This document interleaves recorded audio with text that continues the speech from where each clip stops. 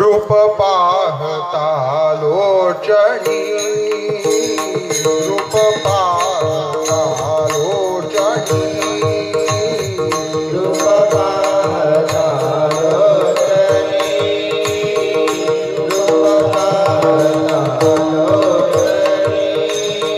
रूप पाहता लोचनी रूप पाहता लोचनी रूप पाहता लोचनी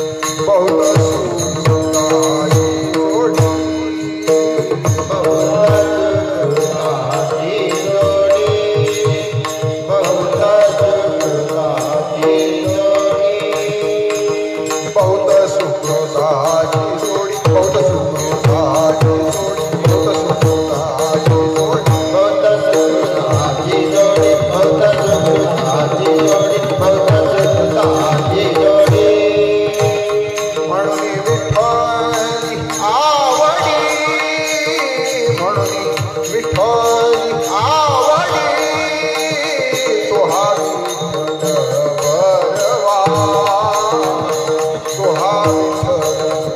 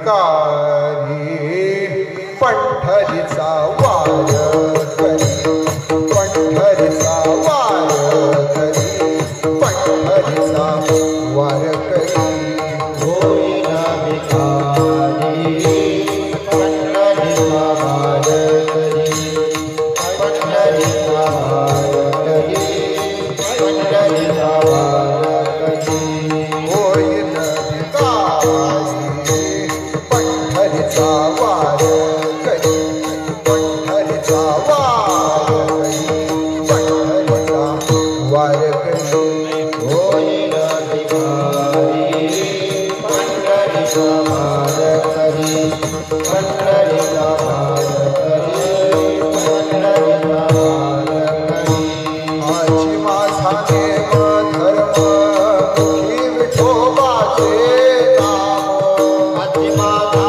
देव धर्म मुखी विठोबाचे नाम माझी माझा नेम धर्म मुखी विठोबाचे नाम माझी माझा देव धर्म मुखी विठोबाचे नाम माझी माझा नेम धर्म मुखी विठोबाचे नाम मुखी विठोबाचे नाम मुखी विठोबाचे नाम माझी माझा देव धर्म मुखी विठोबाचे नाम मुखी विठोबाचे नाम मुखी विठोबाचे नाम त्याची माझी उपासना लागे संतांच्या चरणा लागे संतांच्या चरणा लागे संतांच्या चरणा हिचे माझी उपासना लागे संतांच्या चरणा लागे संतांच्या चरणा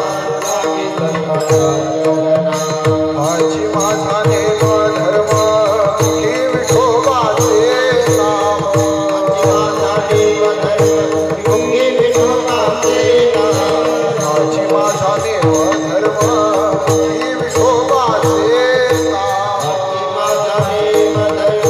मुखी विठोबाचे नाम माझी माझा देव धर्म मुखी विठोबाचे नाम माझी माझा नेम धर्म मुखी विठोबाचे नाम मुखी विठोबाचे नाम मुखी विठोबाचे नाम माझी माझा देव धर्म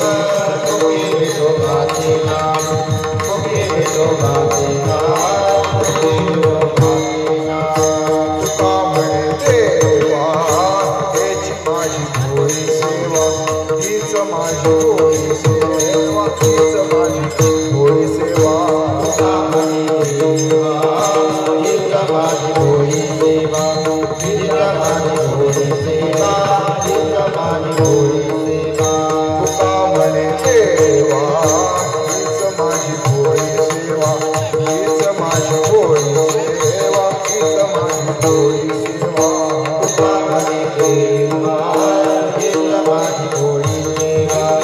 हीच माझी भोळी सेवा हीच माझी भोळी सेवा माझी माझा नेम धर्म मुखी विठोबाचे नाम माझी माझा देव धर्म मुखी विठोबाचे नाम माझी माझा नेम धर्म मुखी विठोबाचे नाम माझा देव धर्म मुखी विठोबाचे नाम माझी माझा नेम धर्म मुखी विठोबाचे नाम मुखी विठोबाचे नाम मुखी विठोबाचे नाम हाती माझा देव धर्म मुखी विठोबाचे नाम मुखी विठोबाचे नाम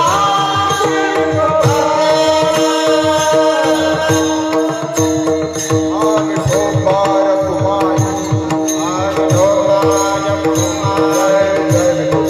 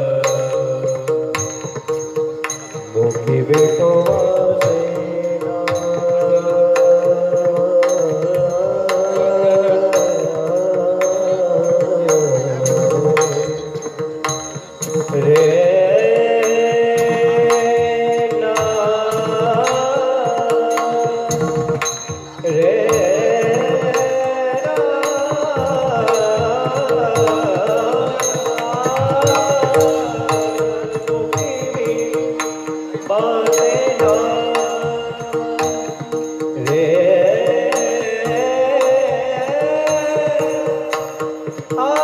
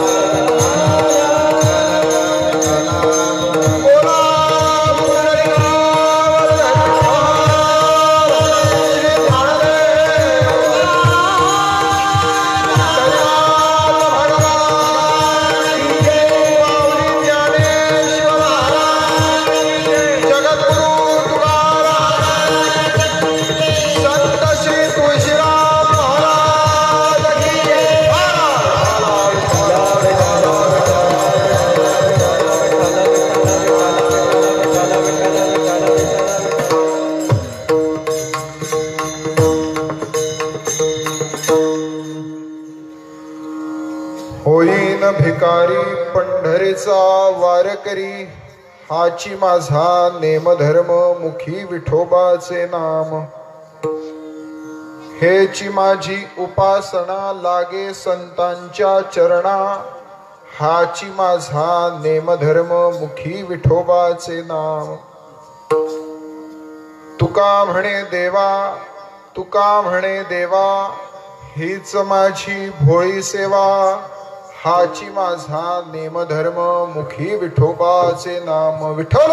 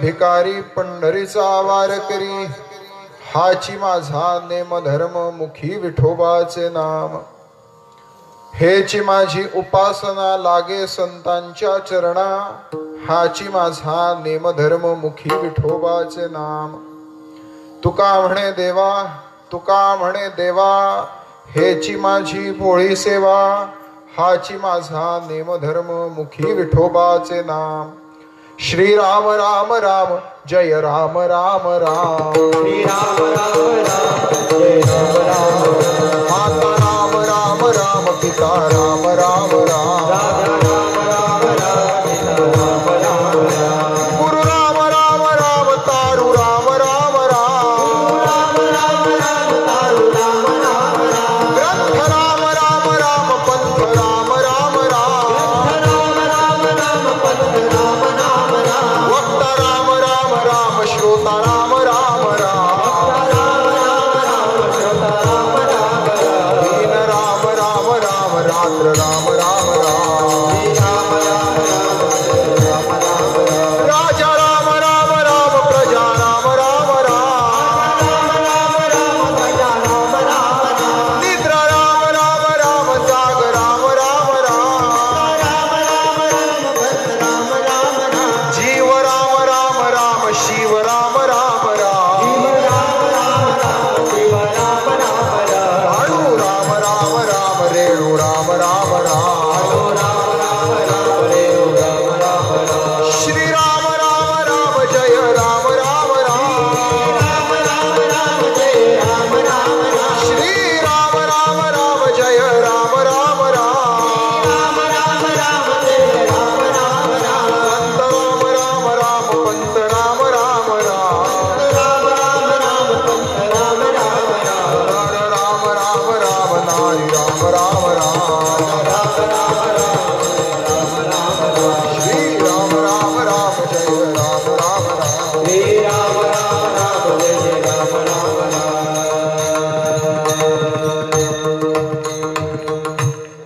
माय बाप जगद्गुरु तुकोबारा चार कडव्यांच्या या अभंगामधून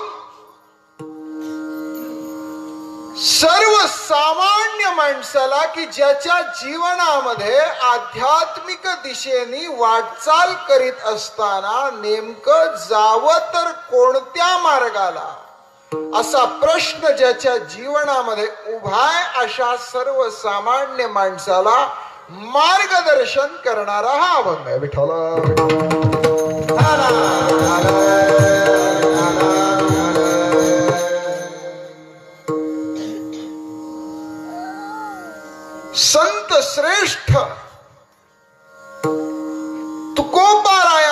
घेतलेला अभंग संत श्री तुळशीराम महाराजांच्या वास्तव्याने आणि पुनीत झालेल्या अशा गावामध्ये नव्हे तर मुठे वाडगाव या क्षेत्रामध्ये आजची कीर्तन सेवा आहे. विठ्ठल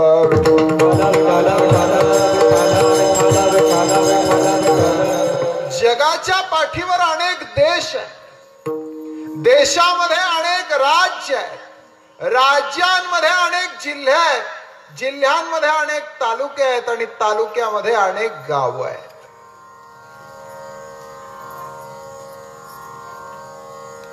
गाव निराळ आणि क्षेत्र निराळ.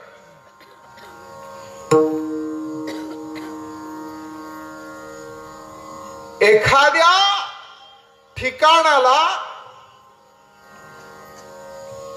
ठिकाण कोणतंही असतं, पण त्या ठिकाणाला पावित्र्य मिळालं की ते ठिकाण पूजनीय होतं, वंदनीय होतं.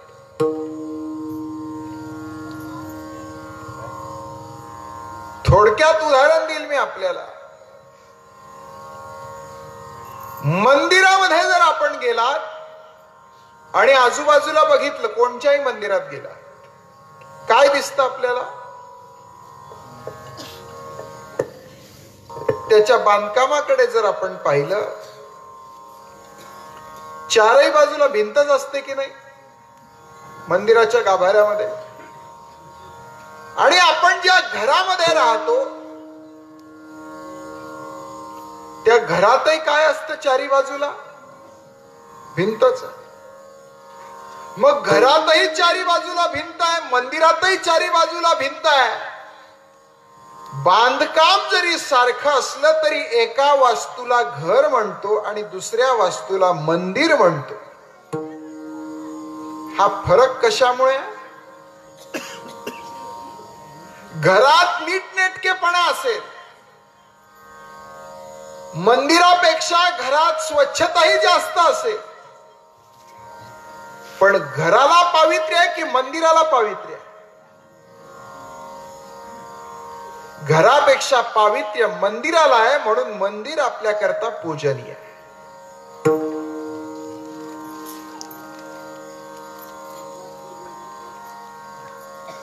गोदावरीच्या पात्रामध्ये समजा तुम्ही रामकुंडात गेला, चंद्रभागेत गेला किंवा गंगेत गेला, जिथे आपण स्नान करायला जातो,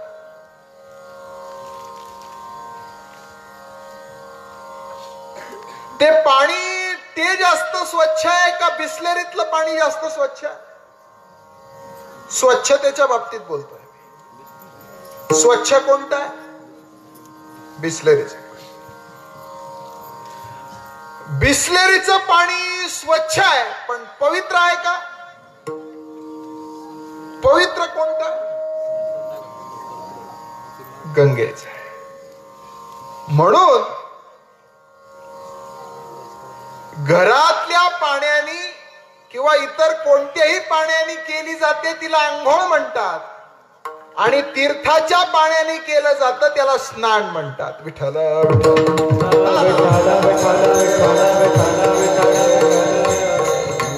फरक पावित्र्याचा आहे. पाणी एक वेळ स्वच्छ नसेल, दुर्गंधयुक्त असेल, पण ते पवित्र आहे.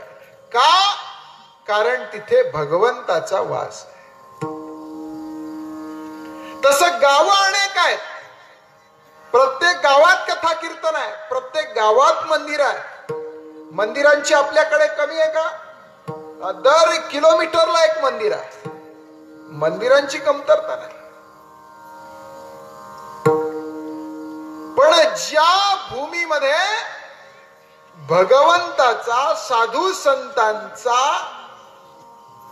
सहवास लाभला आणि त्यांच्या वास्तव्याने त्या भूमीमध्ये, त्या क्षेत्रामध्ये एक प्रकारचं चैतन्य निर्माण झालं, त्या भूमीला वंदनीय मानलं जातं, पूजनीय मानलं जातं. आणि म्हणून संत श्री तुळशीराम महाराजांच्या वास्तव्याने पावन आणि पुनीत झालेलं हे क्षेत्र आहे असं मी म्हणालो. विठ्ठल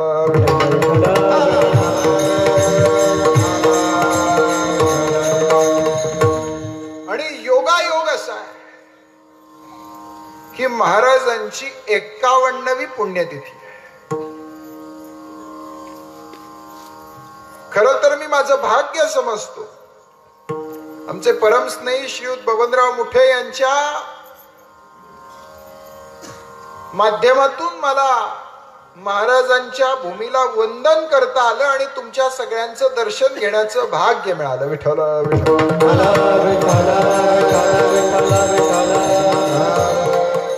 ते मगाशी असं म्हणाले बबनराव की मागच्या वर्षी सुवर्ण महोत्सव होता पुण्यतिथीचा आणि मोठा कार्यक्रम होता.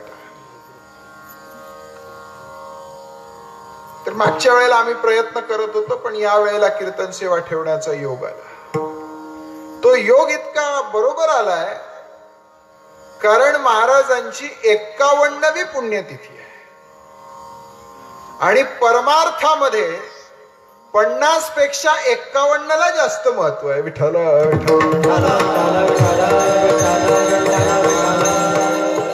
50, 25, 75, 100 हे आकडे परमार्थाचे नाहीत, हे पुढाऱ्यांचे आहेत. विठ्ठल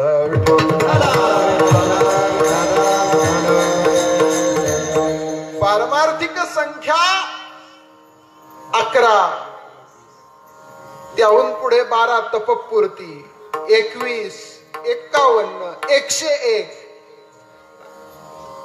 नाही का. म्हणून आपल्याकडे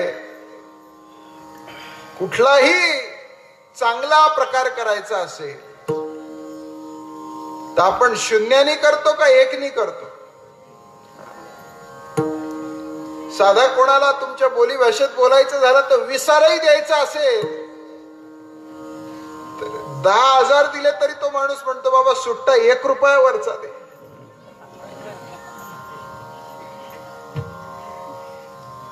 त्यामुळे आपली संस्कृती 1ची आहे, 0ची नाही. विठ्ठल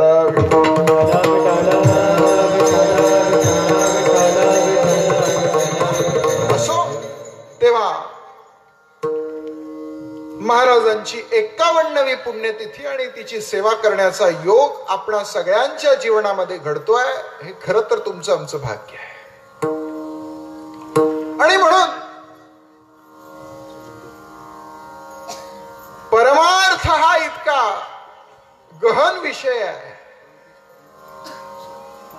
एकतर सर्वसामान्य माणसाला त्याच्या दैनंदिन जीवनातून, सांसारिक चक्रातून, प्रापंचिक व्यवहारातून परमार्थाकडे जायला वेळ नाही, अशी आजची सगळी रचना आहे. आजकाल आपण बघतो सगळ्याला संसाराची चिंता आहे आणि ती असलीच पाहिजे, कारण ती नसेल तर बाकी काही करता येतं का. मग तुम्ही म्हणाल लोक पारमार्थिक नाहीत का. लोक आहेत पारमार्थिक, पण लोकांचा हेतू नेमका काय आहे ते तपासायची गरज आहे. परमार्थ पूर्वीपेक्षा आता संख्येने निश्चित वाढलाय, पण दर्जा घसरलाय. विठ्ठल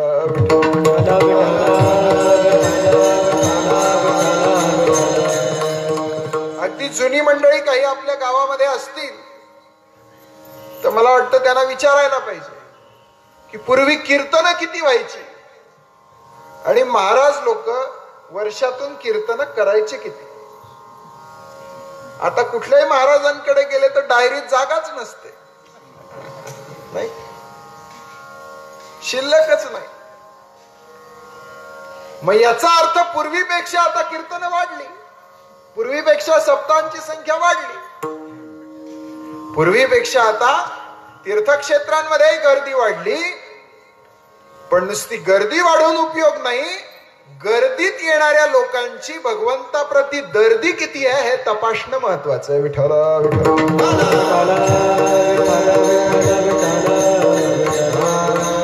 आणि म्हणून जो बिचारा संसाराच्या गाडा ओढत ओढत असा फसलेला त्याच्या पुढे एक मोठा प्रश्न आहे. समजा एखाद्याने ठरवलं, खूप कीर्तन ऐकलं, प्रवचन ऐकलं, साधू संतांचं ऐकलं आणि त्यांनी ठरवलं आजपासून मला परमार्थ करायचा, आजपासून परमार्थ करायचा. तर परमार्थ करणाऱ्यांनी नेमकं काय केलं म्हणजे परमार्थ करता येईल त्याला? परमार्थ करणं म्हणजे नेमकं काय करणं बघू आपण. समजा त्यांनी ठरवलं उद्यापासून परमार्थ करायचा. मग तो सकाळी उठेल, स्नान केलं की त्याच्या पुढे पहिला प्रश्न उभा राहील. कोणता? कपाळाला गंध लावू तर नेमका कोणता? कोणता गंध लावला पाहिजे? ब्राह्मणाकडे गेला तर ब्राह्मण सांगेल कुंकू लावा. वारकऱ्याकडे आला तर ते सांगतील गोपीचंदन लावा, नाही तर बुक्का लावा. त्याच्या जवळ जर गोंधळी माणसाचं घर असेल तर तो सांगेल भंडारा लावा. एखादा शंकराचा भक्त असेल तर तो सांगेल भस्म लावा. आहे की नाही पंचायत? म्हणजे त्यांनी नेमका गंध लावायचा तर कोणता लावायचा? चला गंधाचा विषय थोडा वेळ बाजूला ठेवू. त्यांनी असं ऐकलं की बाबा गळ्यात माळ घातली की परमार्थ सुरू करता येत. आता माळ कोणती घालावी हाही प्रश्नच आहे की नाही? वारकरी म्हणतील तुळशीची माळ घाला, महानुभाव म्हणतील चंदनाची माळ घाला, जोगवा मागणारे म्हणतील कवडी माळ घाला, शंकराचे भक्त म्हणतील रुद्राक्षाची माळ घाला, आणि एक चौथाच प्रकार येईल ते सांगतील हे काहीच नका घालू, तावीत गळ्यात घाल. आता बसा पंचायत. नेमकं त्यांनी गळ्यात घालावं तर काय? म्हणजे गंधावर आपलं एकमत नाही, माळीवर आपलं एकमत नाही. चला ग्रंथ वाचायला घेऊ, ग्रंथात काहीतरी सापडेल. आता नेमका ग्रंथ वाचावं तर कोणता? कोणी सांगेल भगवद्गीता वाचा, दुसरा सांगेल श्रीमद भागवतच वाचा, तिसरा वर्ग सांगेल नाही नाही गुरुचरित्र वाचा, पाचवा माणूस सांगेल नाही नाही शिवलीला अमृत वाचा, सहावा माणूस येईल तो सांगेल सप्तशतीचे पाठ वाचा, सातवा माणूस येईल तो सांगेल हे सगळं राहू द्या. आता तो मागे कुठला महिना गेला? मार्गशीर्ष. तो खास महिला वर्गाचाच महिना आहे. कोणते वार असतात ते? गुरुवार का शुक्रवार? हा, गुरुवार. तुमच्याकडे चांगलंच प्रस्त दिसत. गुरुवार उपवास असतो ना. आणि ते दर गुरुवारी कुठलं पुस्तक वाटतात ते? वैभव लक्ष्मी, महालक्ष्मी, धन लक्ष्मी, तेही पुस्तक वाचा. म्हणजे माणसाने नेमका ग्रंथ वाचायचा तर कोणता? चला ग्रंथ बाजूला ठेवू, एखादा संत धरू, तो तरी सांगेल कुठला ग्रंथ वाचायचा. आता संतातही असे प्रकार आहेत. काही पांढऱ्या कपड्यावाले संत, त्यांच्या मागे जावं का पिवळ्या कपड्यावाल्याच्या मागे जावं? का लाल कपड्यावाल्याच्या मागे जावं, का काळ्या कपड्यावाल्याच्या मागे जावं, का बिन कपड्यावाल्याच्या मागे जावं? आहे की? नाशिकला आता कुंभमेळा झाला, नागा साधू सगळ्यांनी पाहिले. नेमकं जावं तर कोणत्या संताच्या मागे? आणि हल्ली तर अशी पंचायत आहे, एखाद्याने का घरात एखाद्या संताचा फोटो लावला तर तो बिचारा फोटोतला संत जेलमध्ये कधी जाईल याचा भरोसा राहिलेला. जावं तर कोणाच्या मागे?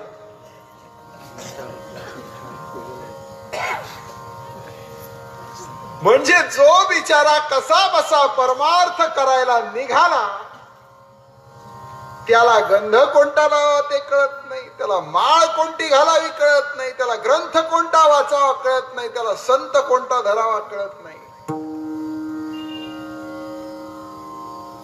इतका तो बिचारा असा घाबरलेला आहे की जसं रात्री 1:30-2च्या सुमारास एखाद्याने भर चौकात येऊन उभं राहावं, आता गाडी कोणत्या दिशेला जावी, कुठेच पाठी नाही, कोणता माणूस नाही, 4 रस्त्यापैकी गाडी कुठे टाकावी, अशी त्या सर्वसामान्य माणसाची अवस्था झालेली आहे. काय करावं कळत नाही, कोणत्या वाटेला जावं कळत नाही. काय केलं की त्याचा परमार्थ नेटका होईल, कोणती पूजा केली की त्याला बरं वाटेल. हल्ली पूजांचे किती प्रकार आहे. ज्या माणसाकडे जाल तो निराळीच पूजा तुम्हाला सांगेल. काय करावं त्या बिचाऱ्याला कळत नाही.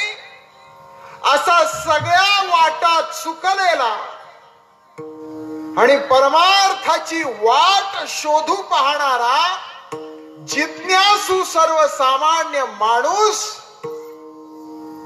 त्याला वाट दाखवण्याकरता तुकोबारायांचा अभंग आहे. आणि जीवनात येऊन तुझा परमार्थ कशाने होईल, अभंगाच्या पहिल्या कडव्यात सांग. होईना भिकारी, होईना भिकारी, होईना भिकारी, होईना भिकारी, होईना भिकारी, होईना भिकारी, होईना भिकारी,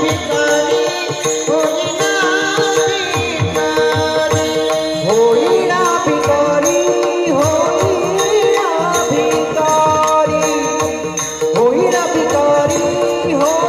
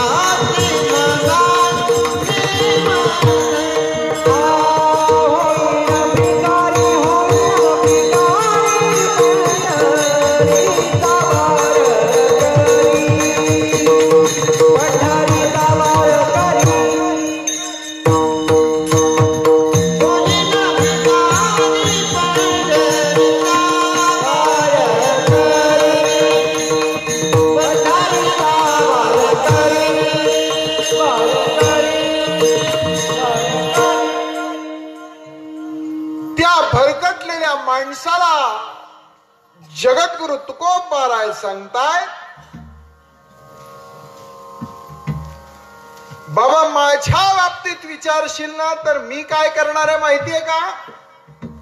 या कोणाच्याच भानगडीत पडणार नाही. मी भिकारी होणार आहे. काय होणार आहे? होईन भिकारी आणि पंढरीचा वार करी. तुम्हाला सगळ्यांना उत्तर पाहिजे का? खरा परमार्थ म्हणजे काय? करणार आहात का तुम्ही? करणार आहात का? मी तुम्हाला विचारतोय, करायचं ना? मग पहिलं लक्षण भिकारी व्हा.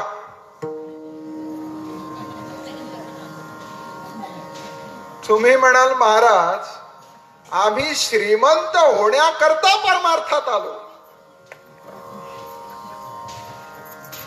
कुठंच आमचं जुळत नाही, इथं तरी जुळतं का बघावं. आज जगामध्ये 80% लोक देवाकडे झुकतायत. कशा करता? पैशाकडे. हे सत्य आहे.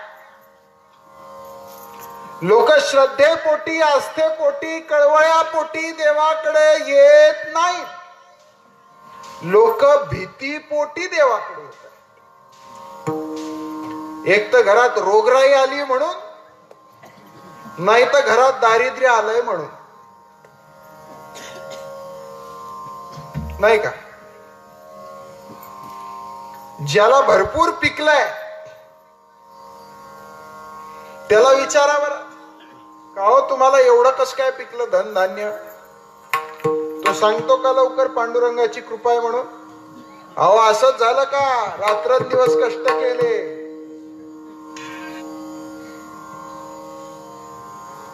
आम्ही अख्खे रात्रंदिवस शेतात राबलो, इतक्या लाखाची विहीर केली, इतक्याचं ट्रॅक्टर घेतलं, तेव्हा कुठे आता डोळ्याला दिसत. आणि जरा 2 वर्ष दुष्काळ पडू द्या, तेव्हा म्हणतो का अहो या पठ्ठ्यामुळे दुष्काळ पडला, माझ्यामुळे झालं म्हणतो का? तेव्हा पटकन नाव कोणाचं तोंडात येतं? कोणाचं येतं? देवानी केलं.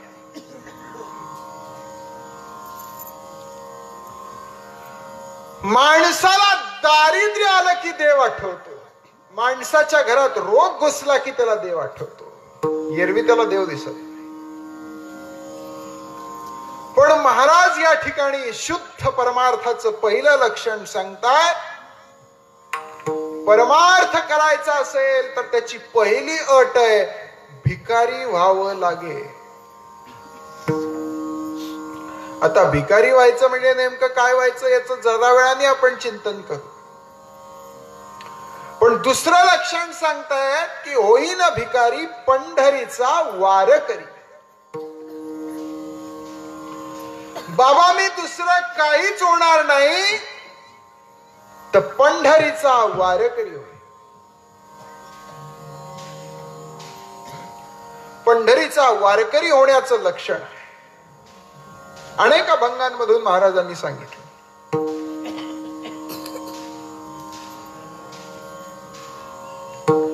वारकरी का होणं? वारीत असं काय बाबा की त्याच्याने परमार्थ कळेल? होय होय वारकरी, होय होय वारकरी, होय होय वारकरी,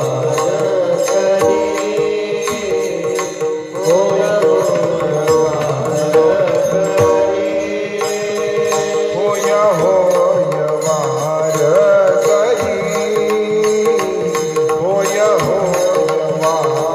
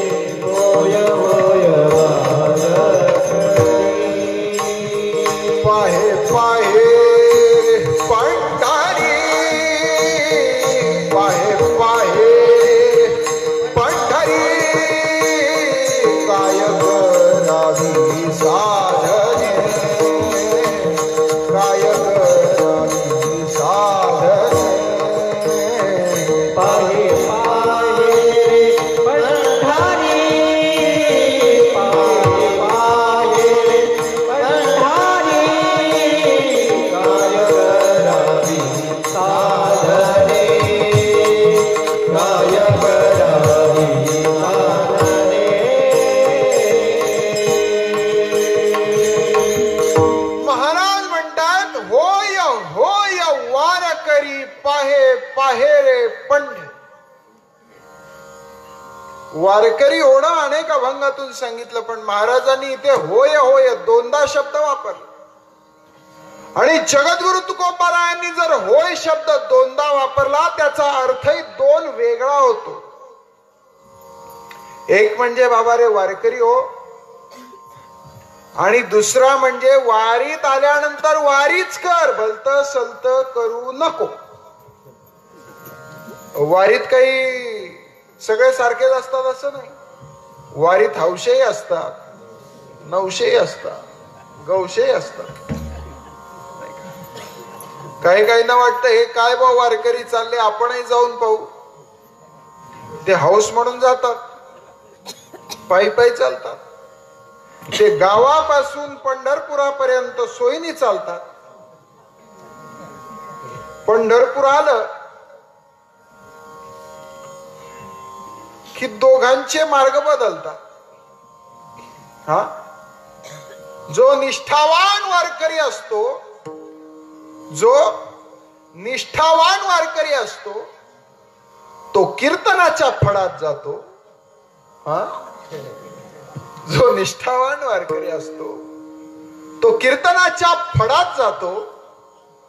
आणि जो आपला हौशा आलेला असतो तो दुसऱ्याच फडात जातो. विठ्ठल विठ्ठल.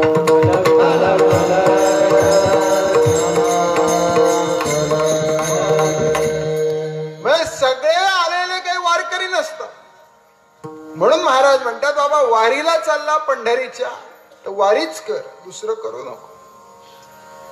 वारी करणं निराळ आणि वारीला जाणं निराळ. फरक लक्षात येतो का?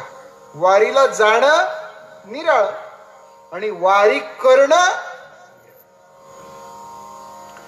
बाजाराला जाणं निराळ आणि बाजार करणं निराळ. तुमच्याकडे आठवडी बाजार असतो का? मुठेवाडवाला असतो, शेजारी असतो. कधी असतो? शनिवारी. मग समजा शनिवारी आठवडे बाजारात तुम्ही गेला, पहिल्याच ठिकाणी दिसली मेथीची भाजी आहे. ती बिचारी भाजीवाली माऊली भाजी विकायला बसलेली असते. मावशी किती रुपयाला दिली? 15 रुपये जुडी. हा काय म्हणतो? 10च्या 2 द्या ना. काय म्हणतो? 10च्या 2. आता ती माऊली याचा भाजी तर देत नाहीच, पण 7 पिढ्यांचा उद्धार कर.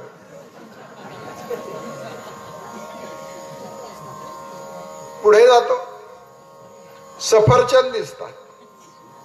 सफरचंद काय भाव? 150 रुपये किलो. 170चे 2 किलो द्या ना. तो सफरचंद वाला मधल्या 7 पिढ्यांचा उद्धार करतो. पुढे जातो, बटाटे दिसतात. बटाटे काय भाव? 20 रुपये किलो. 25चे 2 किलो द्या ना. होत्या नव्हत्या राहिलेल्या 7 पिढ्या त्याचाही उद्धार तो बटाटेवाला करतो. आता हा माणूस पोत जरी घेऊन गेला, पोत बाजार करायला, तरी याच्या पोत्यात काहीतरी येईल का? त्याचं रिकामच पोत घरी येईल. आणि दुसरा एक मनुष्य, समजा तो नोकरीला आहे, नोकरीवरून सुटला, आठवडी बाजार दिसतोय. मावशी मेथी काय भाव दिली? 15 रुपये जुडी. 25च्या 2 द्या ना. 27 रुपयात 2 घेते. सफरचंद काय भाव दिले? 150 रुपये किलो. 140 लावा, 130 लावा म्हणतो. 140 रुपयात 1 किलो भर सफरचंद घेते. बटाटे काय भाव दिले? 20 रुपये किलो. 15 रुपये किलो लावा, नाही म्हणता. 35चे 2 किलो द्या. 2 किलो बटाटे. आता हा माणूस नोकरीवरून सुटला होता, याच्याकडे पिशवी सुद्धा नव्हती. पण उन्हाळ्याचे दिवस असल्यामुळे गळ्यात उपरणं, त्या उपरणात बाजार बांधून तो घरी आणतो. पहिला पोत घेऊन गेला, दुसरं काहीच घेऊन गेला नाही, पण दुसरा बाजार करून आला. का? दुसरा बाजार करायला गेला होता आणि पहिला बाजारात फिरायला गेला होता.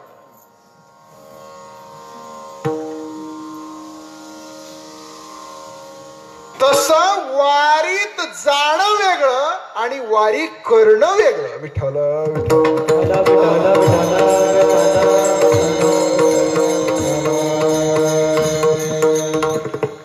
म्हणून वारीत जाऊ नये. वारी बघायला जायची गोष्ट नाही आहे, वारीत काही फिरायला जायची गोष्ट नाही, वारी करण्याची गोष्ट. म्हणून महाराज परमार्थाचं सगळ्यात पहिलं लक्षण सांगतात, बाबा रे भिकारी व्हावं लागेल. आणि नुसतं भिकारी होऊन चालणार नाही,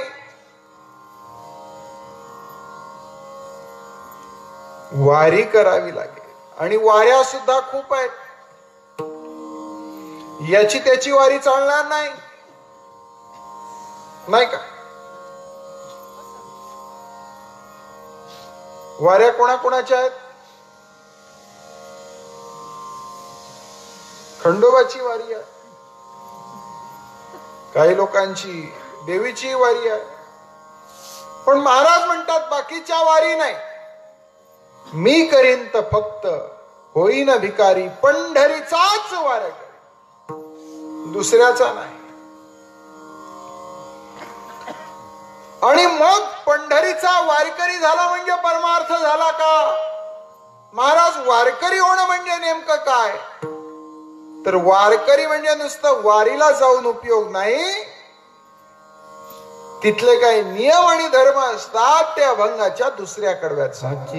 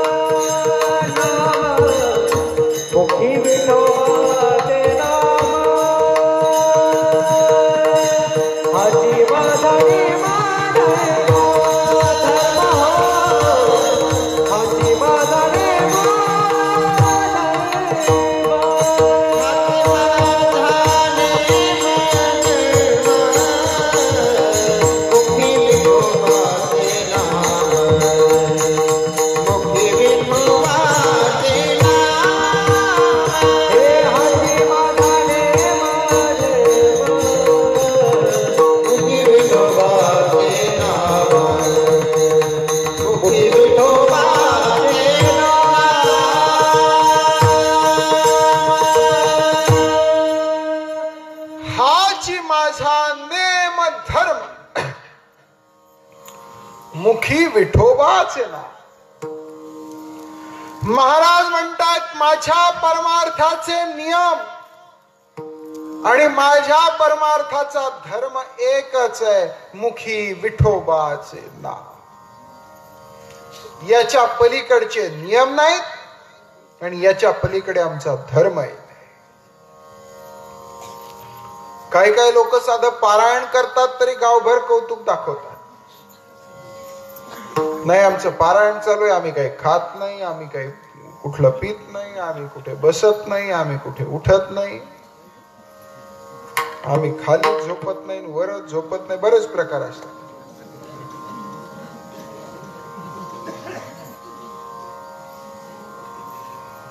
महाराज म्हणतात इथे काहीच नाही, कुठला नियम धर्म काही नाही, एकच फक्त नामस्मरण. रात्रंदिवस भगवंताचं नाम, त्याच्या पलीकडे परमार्थ नाही. पण ते नाम कसं असावं, नाम कसं असावं, ते नाम असं नाही की उठल्यावर फक्त एकदा घेतलं आणि झालं, कधीतरी आठवलं म्हणून घेतलं आणि झालं. त्या नावाचं वेड रात्रंदिवस लागलं पाहिजे. मनालावी पिसे गोविंदाची, वेड लागलं पाहिजे. दिनरजनी हाची धंदा गोविंदाचे पवाडे, गोविंदाचे पवाडे, गोविंदाचे पवाडे. दिनरजनी हाची धंदा गोविंदाचे पोवाडे, गोविंदाचे पोवाडे, गोविंदाचे पोवाडे. हा दिनरजनी हाची धंदा गोविंदाचे पोवाडे, गोविंदाचे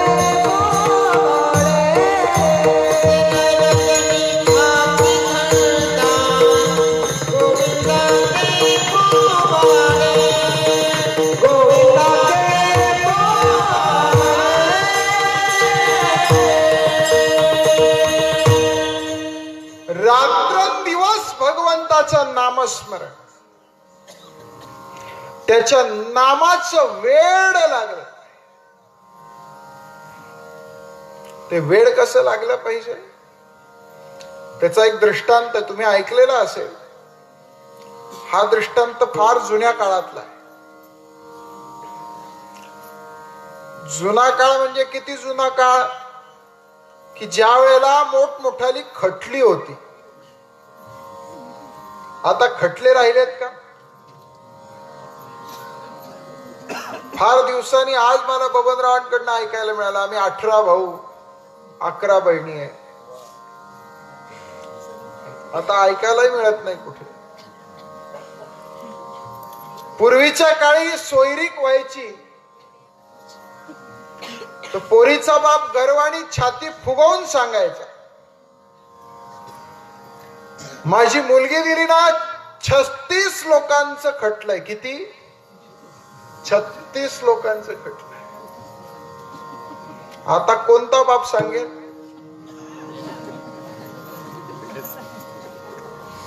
नंतर जसा काळ गेला तशी भाषा बदलत गेली. पूर्वी खटल्या किती माणसं त्याच्यावर श्रीमंती मोजली जायची, त्याच्यावर वैभव समजलं जायचं. नंतर नंतर भाषा बदलायला लागली. नंतर लोक म्हणायला लागले, अहो आपल्या मुलीला इतकं चांगलं स्थळ मिळालं तर तिच्या घरामध्ये फक्त सासू सासरे आहेत, दीर आहे त्याचं लग्न झालंय, नणंद आहे तिचंही लग्न झालंय, आणि आमचे जावईच सगळ्यात लहान आहे. त्याच्यानंतरच्या काळात अजून भाषा बदलली. अहो आमच्या मुलीला इतकं चांगलं मिळालं, सासू सासरे आहेत, तिला दीरही नाही जेठही नाही, एकच नणंद आहे, तिचं लग्न झालेलं आहे. त्याच्यानंतरच्या काळात इतकं काळ बदलला, अहो आमच्या मुलीला इतकं चांगलं स्थळ मिळालंय, आमच्या मुलीला धीरही नाही, आमच्या मुलीला जेठही नाही, आमच्या मुलीला नणंदही नाही, जावई एकुलते एक आहेत, ते पुण्याला राहतात, सासू सासरे गावाला राहतात, मुलीला सासू सासऱ्याचं करावं लागत नाही. गर्वाने सांगतात लोक. पहा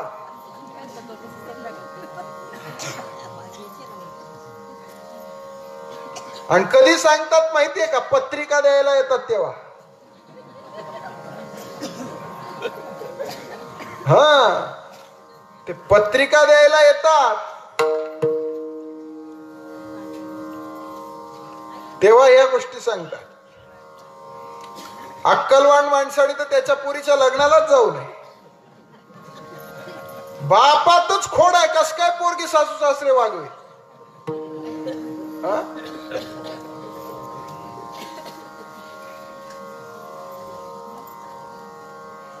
पुन्हा काही लोकांची भाषा बदलली. अहो, आमच्या मुलीला इतकं चांगलं स्थळ मिळालं, नणंद नाही, धीर नाही, जेठ नाही,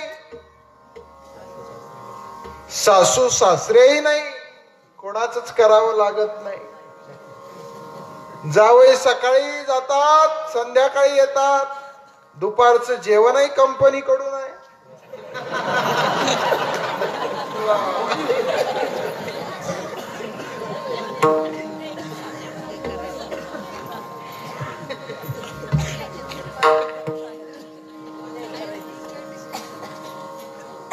नशीब आता पुढचा काळ असा येऊ नये की पत्रिका द्यायला येताना पोरीच्या बापाने सांगावं, आमच्या पोरीला एवढं चांगलं स्थळ मिळालं, आमच्या पोरीला धीर नाही, माझ्या पोरीला जेठ नाही, माझ्या पोरीला नणंद नाही, माझ्या पोरीला सासू नाही, माझ्या पोरीला सासरा नाही. अहो, एवढंच काय, माझ्या पोरीला नवरा सुद्धा नाही.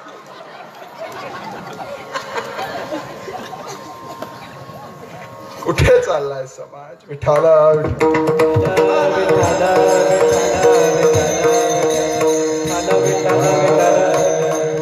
तेव्हा मी सांगत असं होतो आपल्याला दृष्टांत जुन्या काळातला. खटल्याचं घर होत आणि पूर्वी आपल्या भारतीय संस्कृतीप्रमाणे वडीलधाऱ्यांची मान मर्यादा होती. पूर्वीच्या काळी म्हणे लग्न झाल्यानंतर पती पत्नी 2-2 वर्ष एकमेकाशी बोलत नव्हते. किती वर्ष? 2-2 वर्ष. आता किती वर्ष बोलत नाही?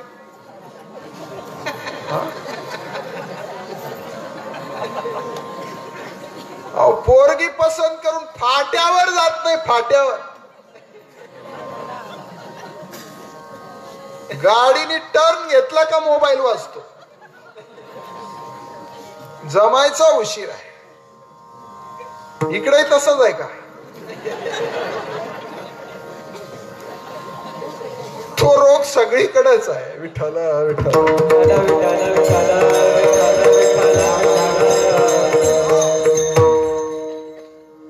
तर पूर्वीच्या काळी म्हणे 2-2 वर्ष बोलत नसत.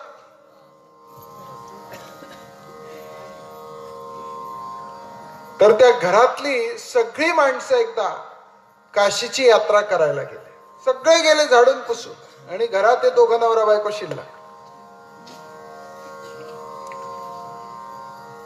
आता तो माणूस बिचारा शेतावरती कामाला गेला. दुपारी 12 वाजता डबा घेऊन त्याचा जेवणाचा, त्याची मंडळी शेतात गेली. त्याला जेवायला वाढलं, तो जेवायला बसला. मंडळी आपली दूर जाऊन बसली. तितक्यात झालं काय, त्या शेतामध्ये एक ढोर घुसलं. आता याला पंचायत अशी झाली, ढोराला हाकललं नाही तर शेतात पिकाचं नुकसान करी. हाकलायला उठावं तर सोमवार सोडायला बसलेलो, उपाशी मरावं लागेल दिवसभर. आणि मंडळीला सांगावं तर आजपर्यंत तिच्याशी बोललेलो नाही. बोलावं तर काय बोलावं, मोठ्या पेच प्रसंगात पडला. पण शेवटी त्यांनी पाहिलं उपाशी रावलं जाणार नाही, ढोर नुकसान करते ते पाहवलं जाणार नाही. तो जोरात ओरडला, "अगं ते ढोर हाण." त्या माऊल तिने ते हाकललं. पण तिच्या मनाला इतका आनंद, इतका आनंद. अहो, लग्न जमल्यापासून, लग्न झाल्यापासून 2 वर्ष झाले, एकमेकाशी बोललेलेच नव्हते. तिला इतका आनंद. ती डबा घेऊन घरी येईपर्यंत गाणंच म्हणत घरात आली. रस्त्याने कधी नाही बोलले, कधी नाही बोलले, बोलले तर बोलले ढोर हान म्हणले. गाणं गुणगुणत गुणगुणत घरी.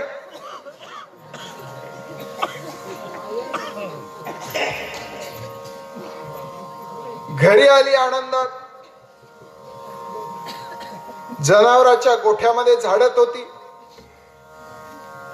झाडता झाडता अंधाराच्या बाजूला गेली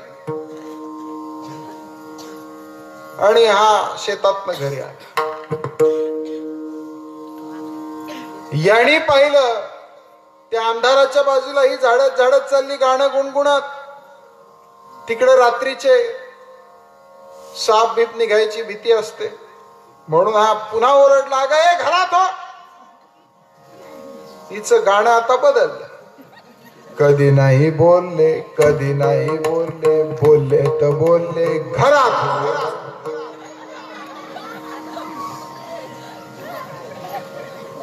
म्हणजे इतका आनंद, तिला इतकं वेड लागलं. जे वेड त्या माऊलीला लागलं,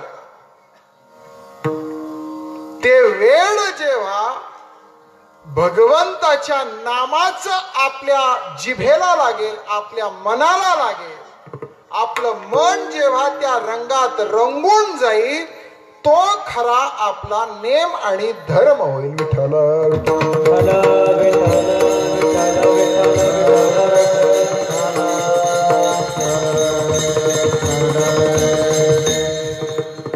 पांडुरंगी मन रंगले, पांडुरंगी मन रंगले, पांडुरंगी मन रंगले, पांडुरंगी गोविंदाचे गुणी वेधले, गोविंदाचे गुणी वेधले, माझे जीवीची आवडी, माझे जीवीची आवडी. गोविंदाचे गुणी वेधले, गोविंदाचे गुणी वेधले, माझे जीवीची आवडी. पांडुरंगी मन रंगले, गोविंदाचे गुणी वेधले. भगवंताच्या नामाचं वेड इतकं लागावं, इतकं लागावं की त्याच्या नामामध्ये देहभान हरपून नाचावं, गावं, सगळं विसरून जावं. गाऊ नाचू विठो तुझा, करू अनुवाद, जिकडे पाहे तिकडे सर्वमय गोविंद. इतकं त्याला गाव. माझी वाणी तुझे वर्णी गुणना, इतकं त्याचं गुणगान करावं, इतकं त्याचं नाम आपल्या मुखामध्ये घ्यावं की त्या भगवंताच्या नामस्मरणा वाचून आपला दुसरा धर्मही नाही आणि आपला दुसरा नियमही नाही. महाराजांना विचारलं, ठीक आहे, भिकारीहून पंढरीची वारी करणं आम्हाला कळलं, नेमधर्म भगवंताचं नाम, पांडुरंगाचं नाम घेणं हेही कळलं, मग एवढीच करायची का हो? महाराज म्हणतात, नाही, थोडं थांबा. याच्या पुढे एक उपासना पण आहे. ती उपासना अभंगाच्या 3ऱ्या माझी उपासना, माझी उपासना,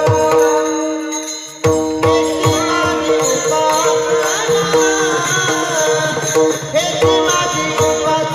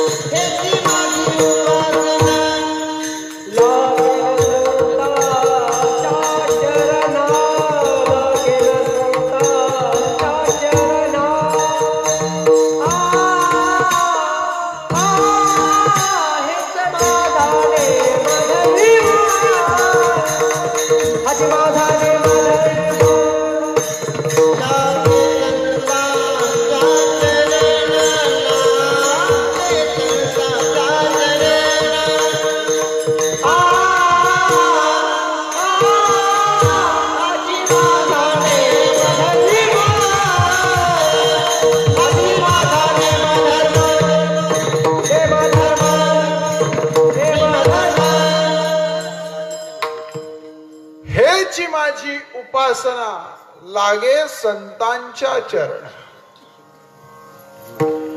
महाराज म्हणतायत बाबा रे, भगवंताचं नामही घ्यावं, पंढरीची वारी करावी, आणि माझी उपासना जर कोणती असेल, माझी उपासना म्हणजे काही बाकीच्यांसारखं मी काही जंगलात जाऊन बसत नाही, मी काही घरदार सोडून बाहेर फिरत नाही, मी जिथे आहे तिथेच संतांच्या चरणांची शरणागती करतो. आता संतांच्या चरणाचा महिमा अनेक अभंगातून सांगितलेला आहे, त्याचं एक वेगळंच चिंतन आहे, ते तुम्ही ऐकलेलं पण आहे. संत चरण रज लागता सहज, हे तो एक संता ठाई, लाभ पायी उत्तम. अनेक अनेक अभंगामधून संतांच्या चरणाचा महिमा सांगितलेला आहे. पण याचं अगदी थोडक्यात सांगायचं तर जीवनामध्ये संतांची शरणागती केल्याशिवाय परमार्थ आपला योग्य दिशेला जाऊ शकत नाही.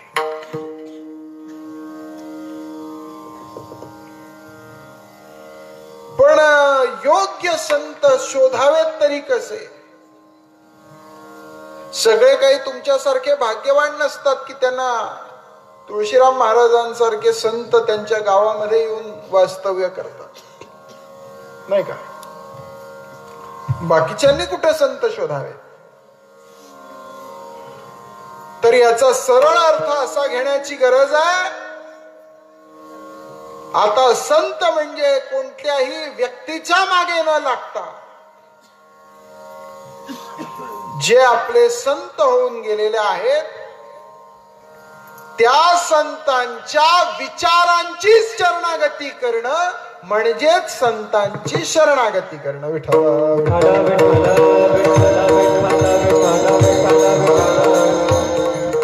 माऊली ज्ञानोबारायांच्या ज्ञानेश्वरीचं चिंतन केलं, ज्ञानोबारायांची शरणागती झाली. जगद्गुरु तुकोबारायांच्या गाथ्याचं चिंतन केलं, तुकोबारायांची शरणागती झाली. नाथ महाराजांच्या साहित्याचं चिंतन केलं, नाथ महाराजांची शरणागती झाली. आपल्या या संतांच्या विचारांवर आणि त्यांच्या साहित्याचं चिंतन करून त्या मार्गाने जाणं म्हणजे संतांची शरणागती करणं असा त्याचा अर्थ आहे. आणि म्हणून बाबा रे, मी जीवनामध्ये साधू संतांची शरणागती केली, संतांच्या पायाचा विसावा घेतला, हीच माझी उपासना आहे. आणि खरं सांगू का, भिकारी होऊन वारी करणं, विठोबाचं नाम मुखात धारण करणं आणि साधू संतांची शरणागती करणं, या तीन गोष्टी म्हणजेच माझा परमार्थ आहे. ही माझी साधी आणि भोळी सेवा आहे. अभंगाच्या शेवटच्या कडव्यात तुका भनी देवा, तुका भनी देवा, तुका भनी देवा, तुका भनी देवा, तुका भनी देवा,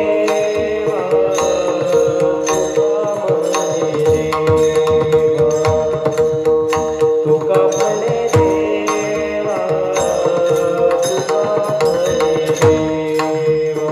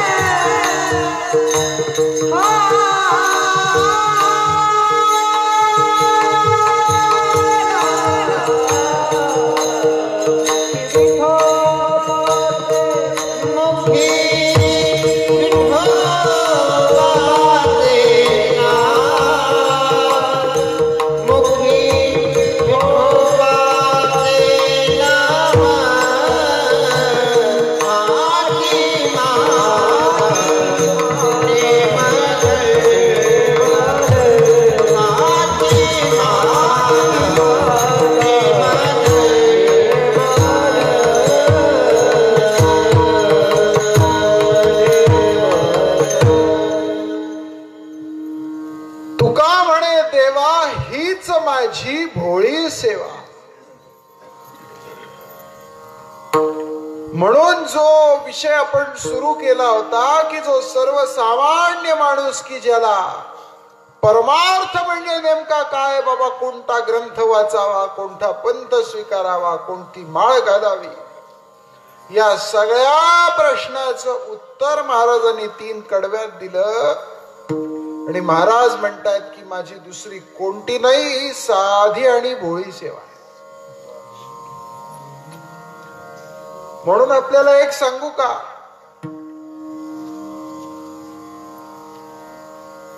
आपण भोळी सेवा करणंच योग्य आहे.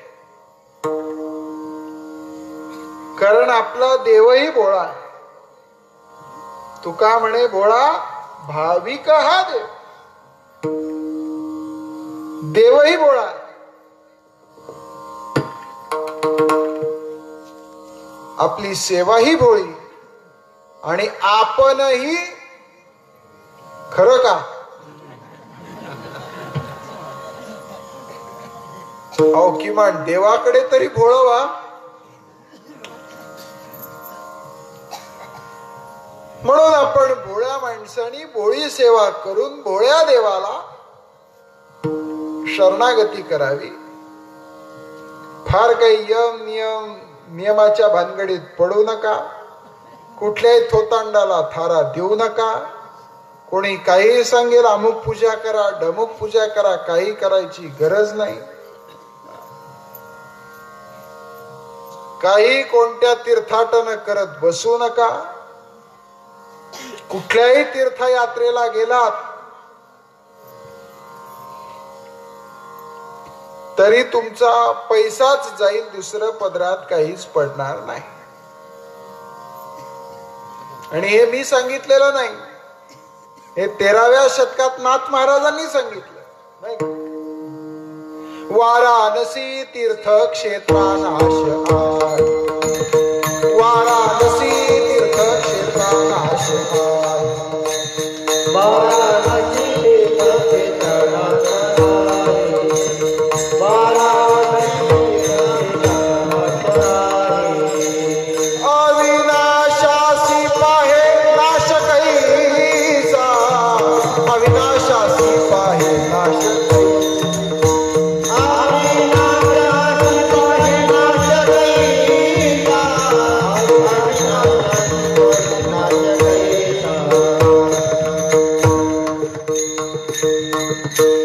वाराणसी तीर्थक्षेत्र नाश आहे, अविनाशासी पाहे नाश कैसा. म्हणून कुठल्याही तीर्थाटनाच्या भानगडीत पडू नका. कुठल्याही साधू महंताच्या नादी लागू नका, आजकालच्या दिखावपणाच्या. नाहीतर तुमची फार पंचायत होईल.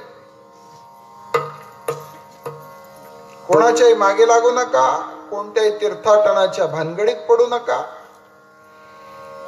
कुठल्याही अवघड नियम पाळत बसू नका. व्रत वैकल्य करण्याची गरज नाही. फक्त आणि फक्त पंढरीची वारी करा. मुखामध्ये भगवंताचं नामस्मरण करा. साधू संतांच्या विचारांची शरणागती करा. हीच तुमची आमची भोळी सेवा आहे. आणि हीच भोळी सेवा देवाला अतिशय प्रिय आहे. विठोबा रखुमाई, जय विठोबा रखुमाई, जय विठोबा रखुमाई, विठोबा रखुमाई, विठोबा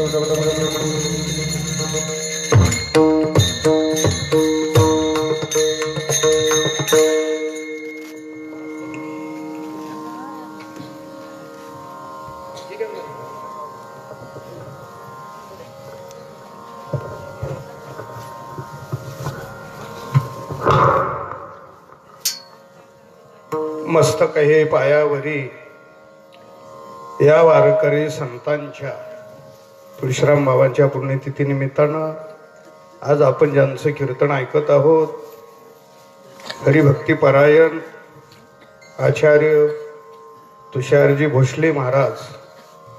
मला मध्येच गावकऱ्यांनी बोलायला लावलं. बरं, मला काही तसं बोलता येत नाही, पण गावकऱ्यांची इच्छा आहे की महाराजांच्या मातोश्री आज कीर्तनाला आहेत. बरं, तसं दुपारीच ज्यांनी तुकाराम महाराजांचं चरित्र सांगितलं, संदीप महाराजांचे मातोश्री, असं एक दोहा आहे. मला सांगायला वेळ नाही आता फक्त, पण अशा मुलांना जन्म देणाऱ्या माता पिता धन्य धन्य माता पिता तयाचे. बरं का किशोर भैया, भली हुई सतीन गए विरोचन की साथ, ऐसा पुत्र पैदा किया प्रभू पसारे हात. असे आचार्य तुषारजी महाराज भोसले यांच्या मातोश्री पण आज आलेले आहेत. मातोश्रींना विनंती करतो, त्यांच्या चरणी नतमस्तक होतो, त्यांनी स्टेजवर यावं आणि गावातील हरिभक्ती परायण विठाबाई मोठे त्यांनी त्यांचा शाल आणि श्रीफळ देऊन सत्कार करावा अशी त्यांना विनंती करतो. या दोघी पण यावं.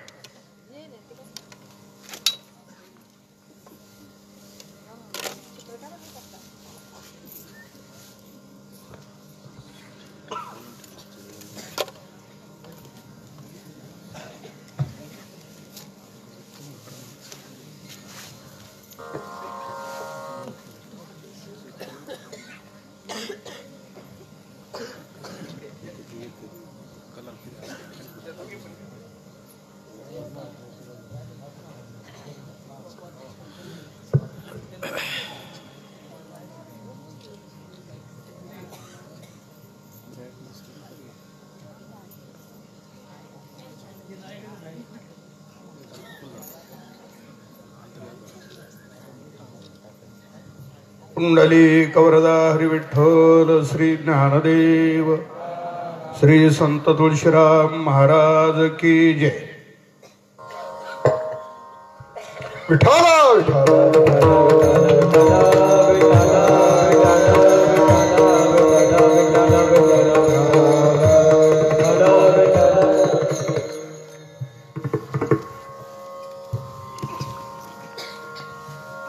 आजचा प्रसंग मोठा गोड आहे.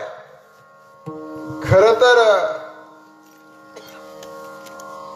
तसं पारमार्थिक दृष्ट्या पाहिलं तर नगर जिल्हा पारमार्थिक दृष्ट्या काय सगळ्याच दृष्ट्या मला वाटतं जिल्ह्यांमध्ये सगळ्यात मोठा जिल्हा हा नगरच जिल्हा आहे, नाही का? तो कुठेच मागे नाही. शेतीतही पुढे, दुग्धोत्पादनातही पुढे, राजकारणात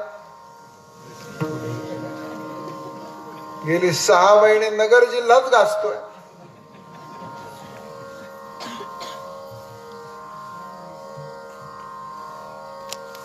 आधी आले आले म्हणून गाजला,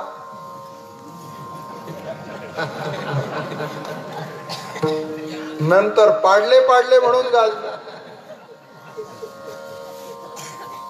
कमाल आहे बा.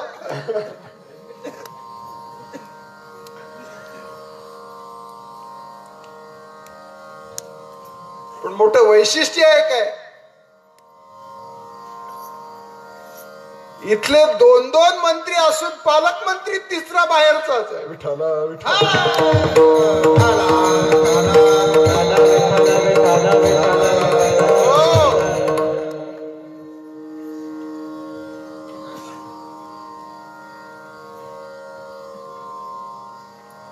खर तर नगर जिल्हा हा मातब्बर पुढाऱ्यांचा जिल्हा आहे. आणि ज्यांनी एका मोठ्या पक्षाचं प्रदेशाध्यक्ष पद भूषवलं आणि नगर जिल्ह्यावर ज्यांचं चांगलं प्रस्थ आहे, अशांना बाकी सगळे मंत्री पाहिले तर प्रत्येकाला ज्याचा त्याचा जिल्हा पालकमंत्री म्हणून दिलाय.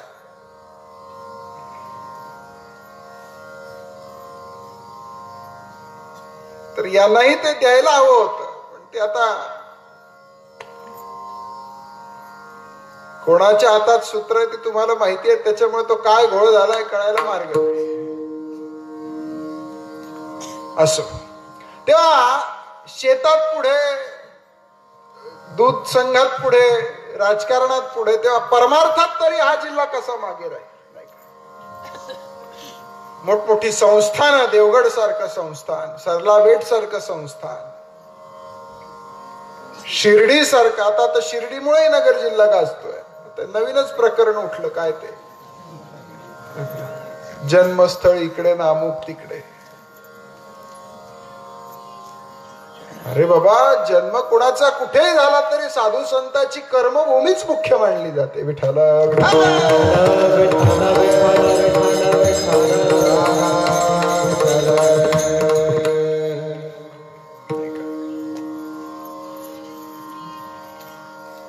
कर्मभूमी मुख्य आहे.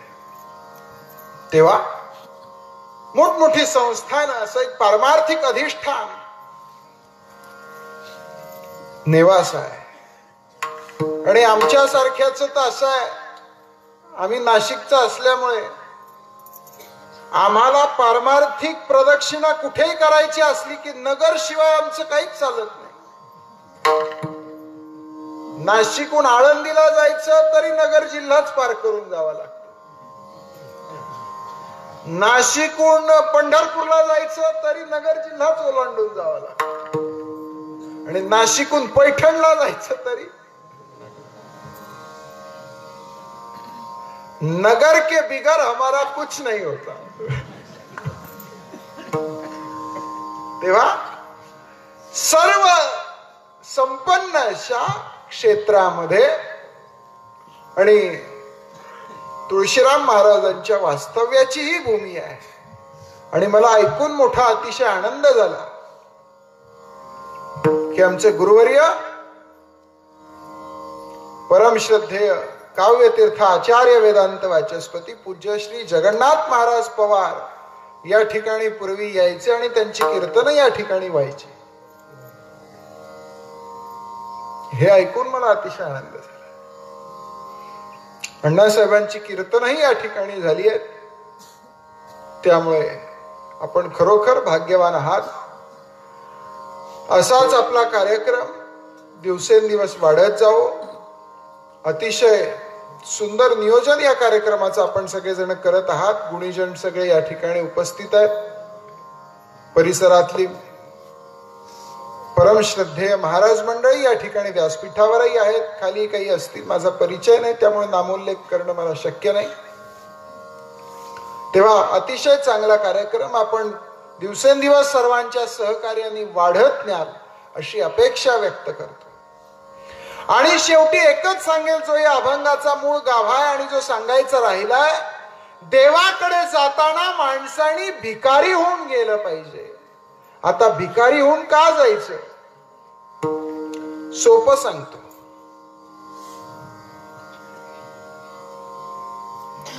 मागणीचे 3 प्रकार आहेत. भिकारीचं चिंतन झालं की आपलं कीर्तन संपेल. मागणीचे 3 प्रकार आहेत. एक आहे उसनवार, दुसरं आहे कर्ज आणि तिसरं आहे भीक. एखाद्याकडनं आपण लग्नाकरता मित्राकडनं उसने पैसे घेतो, त्याला आपण कर्ज म्हणतो का? उसनवार म्हणतो का? भलेही व्याज देणार नसू पण जितकं घेतलंय तितकं त्याला उसनवार म्हणतात. कर्ज त्याला म्हणतात की जे मुद्दल घेतलाय ते व्याजा सकट परत करावं लागतं.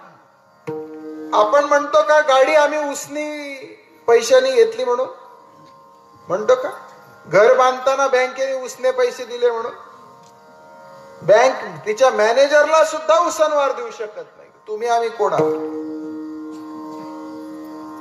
त्याच्यामुळे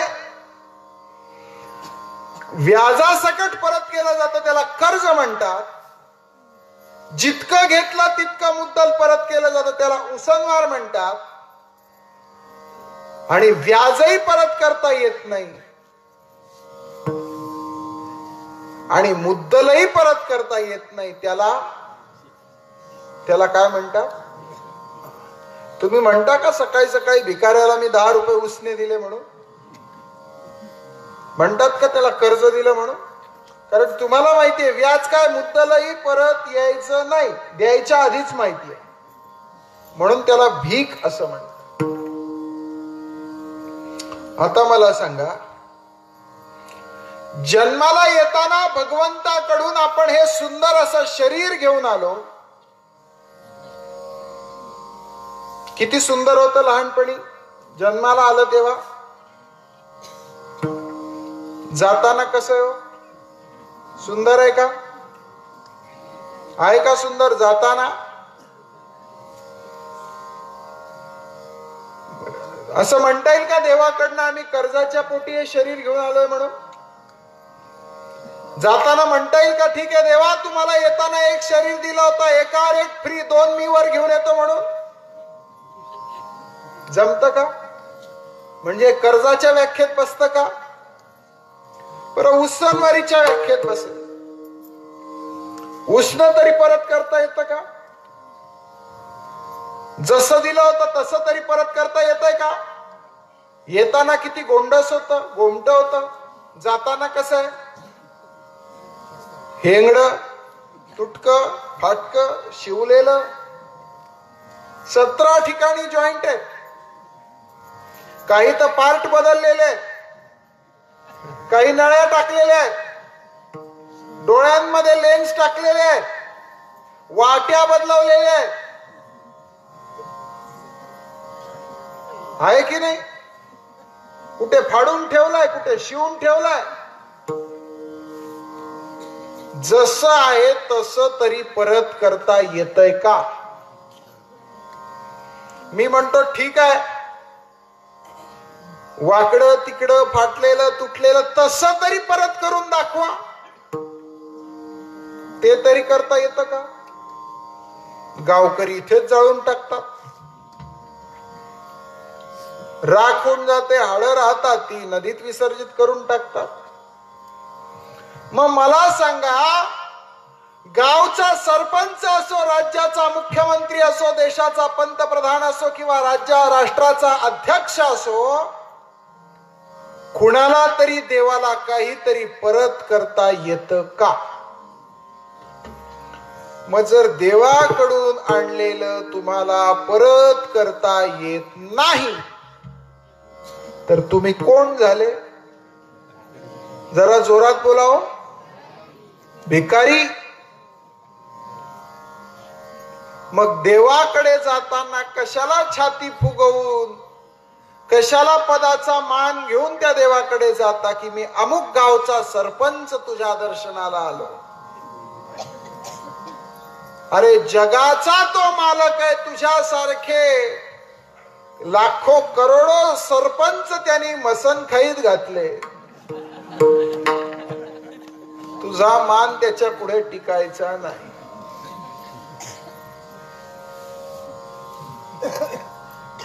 म्हणून महाराजांनी परमार्थाचं पहिलाच लक्षण सांगून टाकलं, देवाकडे जाताना कोरी पाटी घेऊन जा. देवा मी तुझ्या दारात आलोय, तुझा भिकारी आहे आणि मी कोणती भीक मागायला आलोय तर मी काही 1.5 दमडीचा भिकारी नाही. ठाकलो से द्वारी उभा याचक भिकारी, मज भीक काही देवा, प्रेम भातुके पाठवा. देवाकडे प्रेमाने जा आणि प्रेमाची भीक मागा.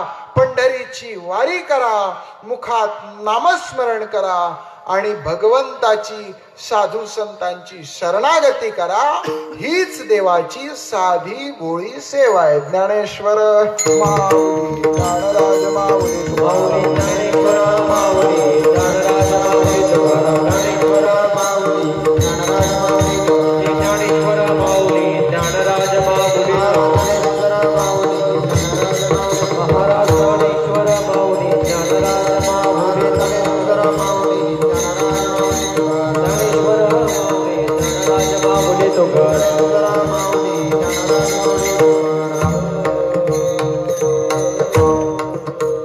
असो, झालेली चिंतन रूपी सेवा साधू संतांच्या चरणी, भगवंताच्या चरणी, संत श्रेष्ठ तुळशीराम महाराजांच्या चरणी आणि आपणा सर्व साधू संत सज्जन मायबापांच्या चरणी समर्पित करतो. आपला हा कार्यक्रम अतिशय भव्य दिव्य असाच दिवसागणिक वाढत जावो.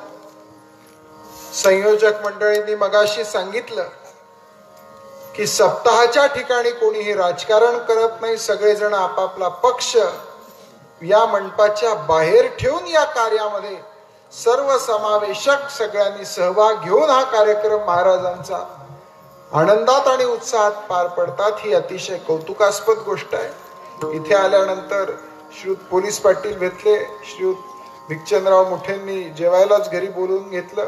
आपणा सगळ्यांचं हे असलेलं प्रेम आणि साधू संतांवरची ही श्रद्धा आणि आस्था आपल्या जीवनामध्ये सर्व आपल्या कल्याणाकडे आणि आपल्या आत्मिक प्रगतीकडे नेईल अशी मी भगवंताच्या चरणी विनंती करतो.